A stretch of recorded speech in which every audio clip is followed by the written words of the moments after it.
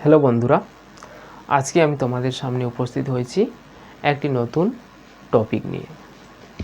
আমাদের টপিকটা হচ্ছে তোমাদের দশম শ্রেণীর জীবনবিজ্ঞান বইয়ের প্রথম অধ্যায়, যেটা রয়েছে জীবজগতের নিয়ন্ত্রণ ও সমন্বয়। আজকে আমরা এই অধ্যায়টা নিয়েই কিছুটা আমরা আলোচনা করব। তো আলোচনা করার আগে আমরা সামান্যটুকু এই অধ্যায়ের সম্পর্কে জেনে নেব। আমরা জানি যে পৃথিবী আমাদের একটি বৈচিত্র্যময় পৃথিবী। এখানে বিভিন্ন ধরনের প্রাণী, পশু পাখি, জীবজন্তু, মানুষজন, সমস্ত রকমের প্রাণী বসবাস লক্ষ্য করা যায়। তো এখানে অধ্যায়টাতে আমাদের প্রথমে দেওয়া আছে উদ্দীপক এবং সংবেদনশীলতা। 1 নাম্বার উদ্দীপক, 2 নাম্বার সংবেদনশীলতা। তো প্রথমে আমরা জানব এই উদ্দীপক সম্পর্কে। উদ্দীপক ব্যাপারটা কি? উদ্দীপক হচ্ছে যে আমাদের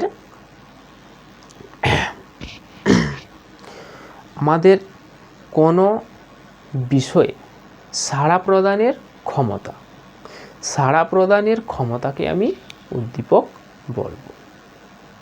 আবার বলছি, সাড়া প্রদানের ক্ষমতাকে আমি উদ্দীপক বলবো। সাড়া প্রদান কি মতো? ধরে নাও তোমার শরীর থেকে, মানে বাইরে থেকে কোনো জিনিস, অর্থাৎ ঠান্ডা বাতাস, সূর্যের তাপমাত্রা হতে পারে, বিভিন্ন ধরনের জিনিস হতে পারে, তোমার গায়ে যখন লাগবে তখন তুমি তার জন্য কি করবে? তুমি তার জন্য সেটাই সাড়া প্রদান করবে। অর্থাৎ একটা উদাহরণের সাহায্যে আমরা সেটা বুঝে নিই ভালোভাবে। ধরে নাও দুপুর 12টাতে তুমি বাড়ির বাইরে বেরিয়েছো, সেখানে প্রচুর রোদ দিচ্ছে। এবার তুমি যখন বাড়ির বাইরে বার হলে, তখন সেই সূর্যের তাপমাত্রা তোমার মাথায় লাগলো, যার কারণে তুমি উষ্ণতা অনুভব করতে পারলে। এই যে সূর্যের তাপমাত্রার জন্য উষ্ণতা তুমি অনুভব করতে পারলে, এই অনুভবের ফলে তুমি কি করবে? তুমি সেইখান থেকে কোনো গাছের ছায়া না হয় কোনো ছায়ায় চলে যাবে, যেখানে রৌদ্র পড়বে না। সুতরাং তুমি তার উত্তেজনায় সাড়া প্রদান করলে। এটাই হলো আমাদের উদ্দীপক। আমরা সহজ ভাষায় যদি বলি, তাহলে সহজ ভাষায় আমাদের হচ্ছে সাড়া প্রদানে সাহায্য করাকেই আমরা উদ্দীপক বলব। এবার সংবেদনশীলতা। উদ্দীপক আমাদের হয়ে গেল, এবার আমাদের আসছে সংবেদনশীলতা। সংবেদনশীলতা কি? উদ্দীপকের প্রভাবে যখন আমরা সাড়া প্রদানের মাধ্যমে পরিবেশের সঙ্গে সামঞ্জস্য রক্ষা করব, তখন হচ্ছে আমাদের সেটাকে আমরা কি বলবো? সংবেদনশীলতা। আবারও বলছি, উদ্দীপকের প্রভাবে, আমি বললাম উদ্দীপক কোনটা? উদ্দীপকের প্রভাবে সাড়া প্রদানের মাধ্যমে পরিবেশের সঙ্গে আমি একটা কি রাখবো? সংযোগ রাখবো, সেটাকে আমি বলবো সংবেদনশীলতা। এখানে আমাদের বইয়ের ভাষায় উদ্দীপক, এই যে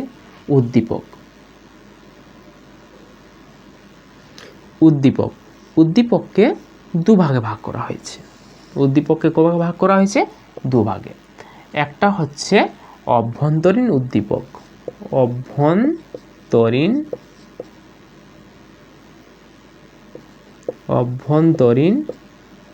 উদ্দীপক এবং 2 নম্বরে বাহ্যিক উদ্দীপক। তাহলে আমরা উদ্দীপককে কভাবে ভাগ করতে পারি? দুভাগে। একটা অভ্যন্তরীণ উদ্দীপক, একটা বাহ্যিক উদ্দীপক। যদি বলো যে অভ্যন্তরীণ উদ্দীপক কোনটা? অভ্যন্তরীণ উদ্দীপক হচ্ছে আমাদের হরমোন। হরমোন হরমোন হচ্ছে আমাদের অভ্যন্তরীণ উদ্দীপক। এবার বাহ্যিক উদ্দীপক কোনগুলো? বাহ্যিক উদ্দীপক হচ্ছে তাপ, আলো,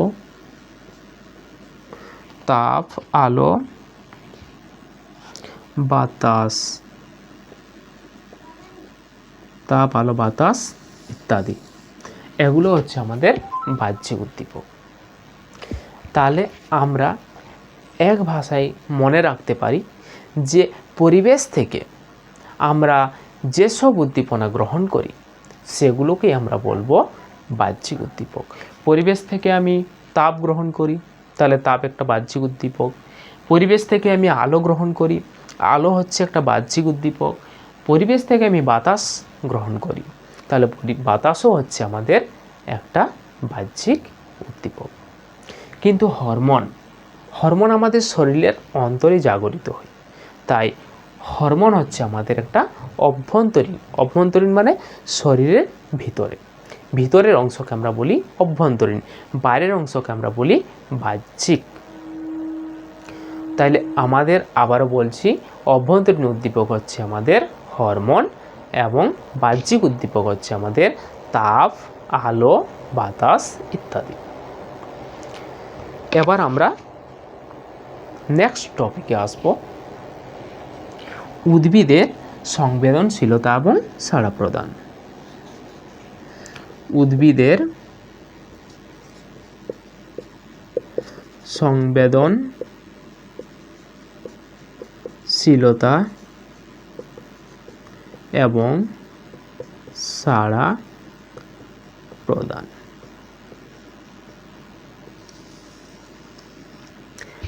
এবার আমরা জানব উদ্ভিদের সংবেদনশীলতা এবং সাড়া প্রদানের সম্পর্কে। এই টপিকটা আলোচনা করার আগে আমি তোমাদের একজন মহান বিজ্ঞানীর ব্যাপারে জানাতে চাইছি। সেই মহান বিজ্ঞানী আর কেউ নন, তিনি হলেন আচার্য জগদীশচন্দ্র বোস। তিনি অর্থাৎ বসু, তিনি তার জীবনে বিশেষ করে তিনি প্রভাব ফেলেছেন উদ্ভিদের উপর, অর্থাৎ তার জীবনে সে উদ্ভিদকে নিয়েই সবচেয়ে বেশি পরীক্ষা নিরীক্ষা করেছেন।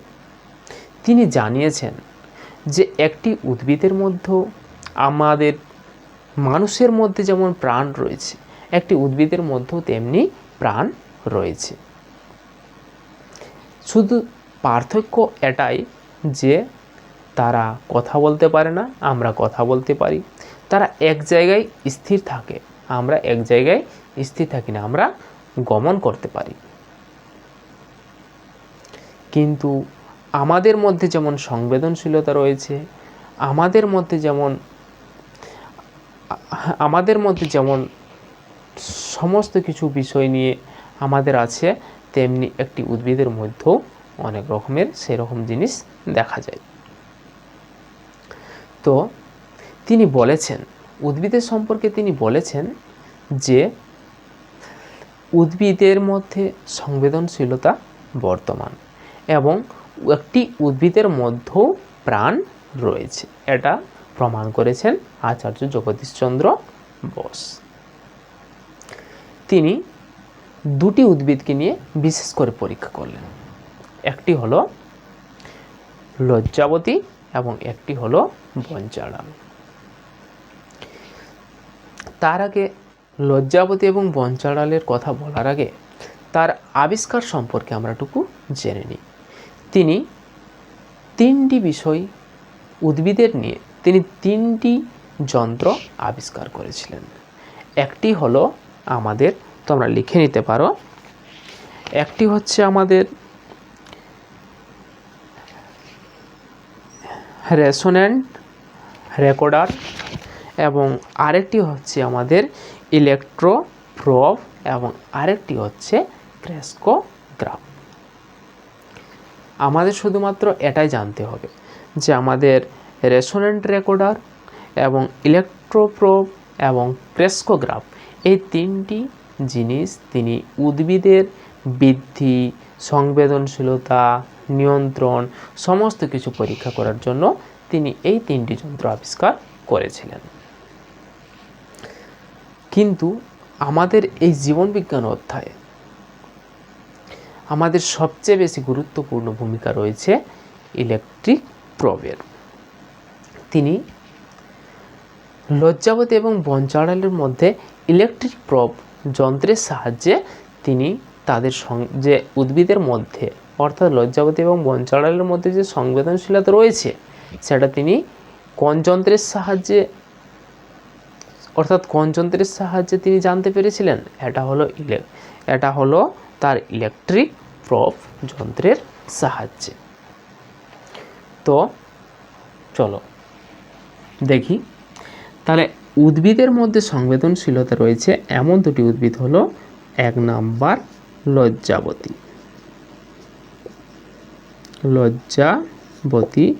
2 নাম্বার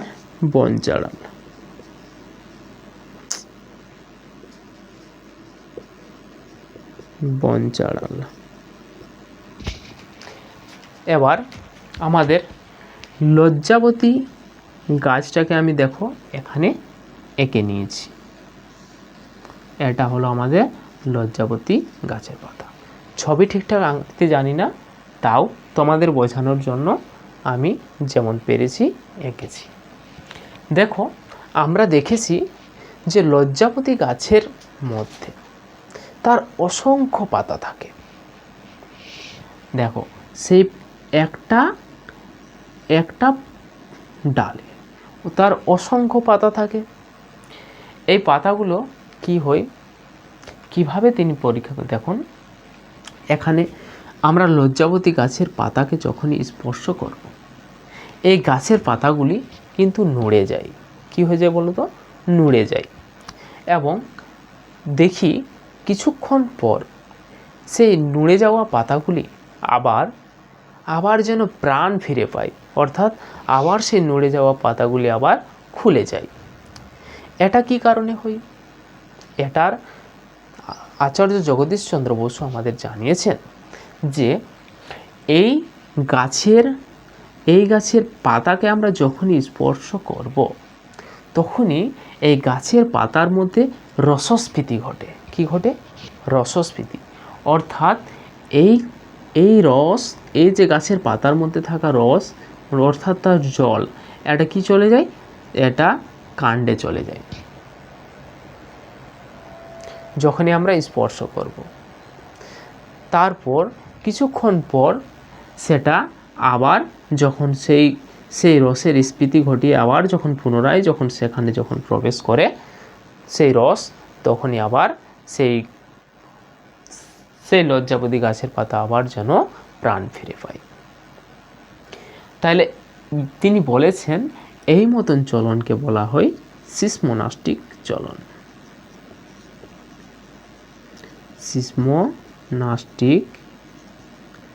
সিসমোনাস্টিক চলন। তাহলে তিনি এই চলনকে কি বলেছেন? সিসমোনাস্টিক চলন বলেছেন। তাহলে আমরা এর থেকে একটি প্রশ্ন জেনে নিতে পারলাম যে লজ্জাবতী গাছের মধ্যে কী ধরনের চলন দেখা যায়? সিসমোনাস্টিক চলন দেখা যায়। এবার আমরা জানব বনচাঁড়ালের সম্পর্কে। দেখো এটি হচ্ছে আমাদের বনচাঁড়াল, যেমন তেমন এঁকেছি। দেখো বনচাঁড়ালে 3টি ফলক থাকে, উপরের একটি ফলক এবং নিচের সামনের 2টি ফলক। এই সামনের 2টি ফলক ছোট থাকে। কি থাকে? ছোট। এবং মাঝখানের ফলকটি থাকে বড়। এটা কিভাবে? এটা কি ধরনের চলন? এটা হচ্ছে প্রকরণ চলন। কি ধরনের চলন? প্রকরণ চলন। কেন আমরা বলছি প্রকরণ চলন? দেখো এই যে 2টি পাতা তোমরা দেখতে পাচ্ছ, এই 2টি পাতা সংবেদনশীলতার কারণে এই 2টি পাতা পর্যায়ক্রমে ওঠানামা ওঠানামা করতে থাকে। সেই জন্য এই বনচাঁড়ালকে আমরা কি বললাম, প্রকরণ চলন বলবো। তাহলে বনচাঁড়ালের মধ্যে কি ধরনের চলন দেখা যায়? প্রকরণ চলন। লজ্জাপতি গাছের মধ্যে কি ধরনের চলন দেখা যায়? সিসমোনাস্টিক চলন দেখা যায়। এবার আমরা তো চলন চলন বলছি, চলন বিষয়টা কি সেটা তো আমাদেরকে জানতে হবে। আমরা ছোট থেকেই পড়েছি যে চলনের সম্পর্কে আমাদের কিছু কাছে ধারণা রয়েছে। তো চলো আমরা সেই বিষয়টাকে আমরা জেনে নিই। দেখো,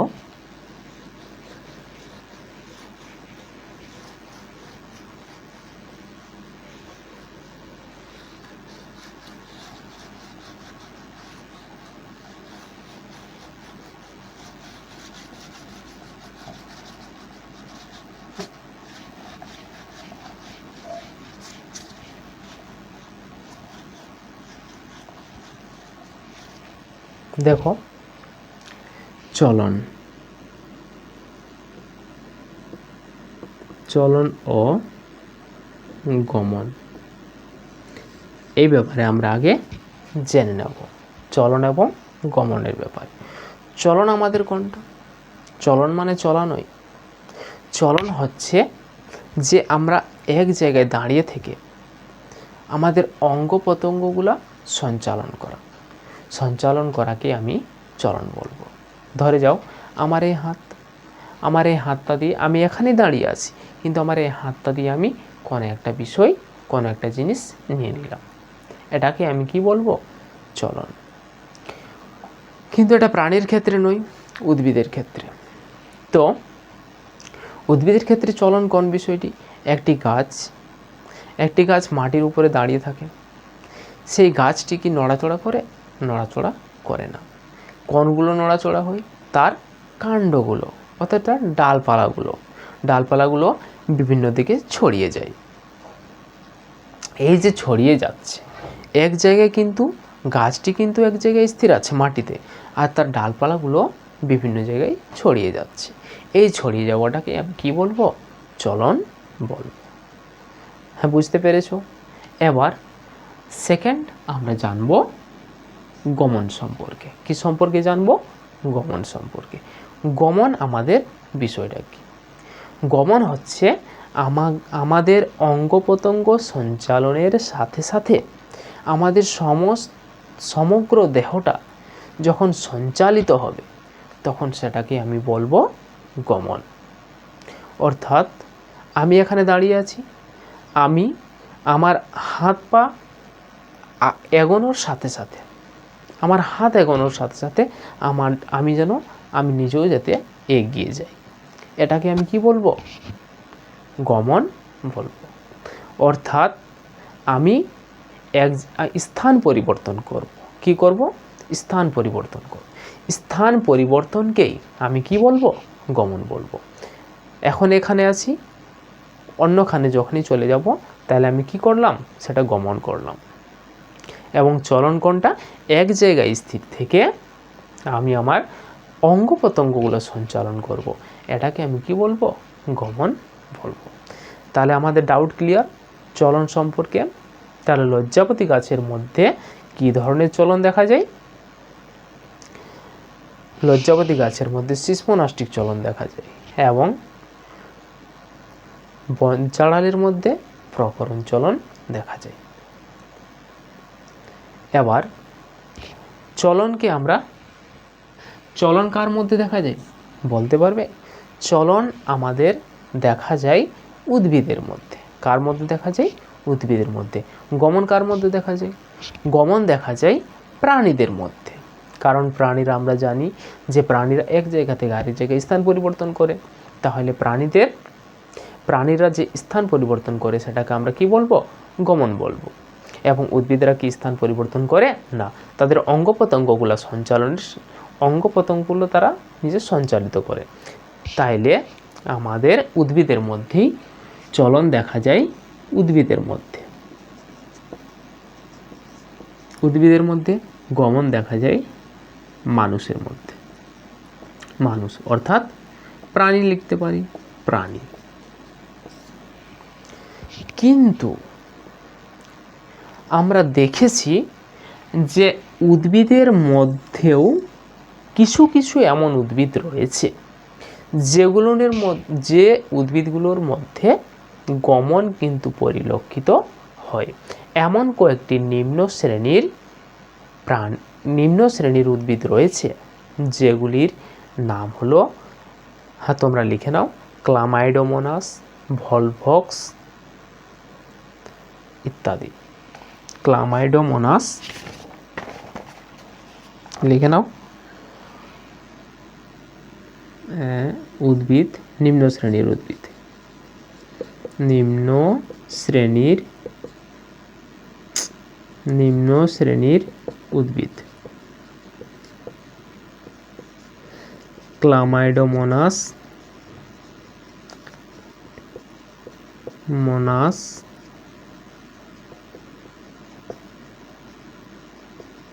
ভলভক্স, তারপর থাকছে আমাদের ডায়াটম ইত্যাদি। এগুলো হচ্ছে আমাদের নিম্ন শ্রেণীর প্রাণী। নিম্ন শ্রেণীর উদ্ভিদ। এই সমস্ত উদ্ভিদগুলির মধ্যে আমাদের গমন পরিলক্ষিত হয়। কি পরিলক্ষিত হয়? গমন পরিলক্ষিত হয়। তাহলে আমাদের এখানে প্রশ্ন হতে পারে যে এমন কয়েকটি উদ্ভিদের নাম লেখো যে সমস্ত উদ্ভিদের মধ্যে গমন পরিলক্ষিত হয়। তাহলে আমি তখন কি বলবো? উত্তর অনায়াসে বলতে পারি ক্লামাইডোমোনাস, ভলভক্স, ডায়াটম ইত্যাদি। হয়ে গেল। এবার আমরা চলনের কিছু প্রকারভেদ রয়েছে যেগুলি আমরা পরের ভিডিওতে আমরা আলোচনা করব। তো আজকের ভিডিওটা এখানেই শেষ। যদি তোমাদের দেখে নিয়ে ভিডিওটি কিছু উপকৃত হই এবং তোমাদের যদি ভালো লাগে তাহলে অবশ্যই চ্যানেলটিকে সাবস্ক্রাইব, লাইক, শেয়ার, কমেন্ট করতে ভুলো না। ধন্যবাদ।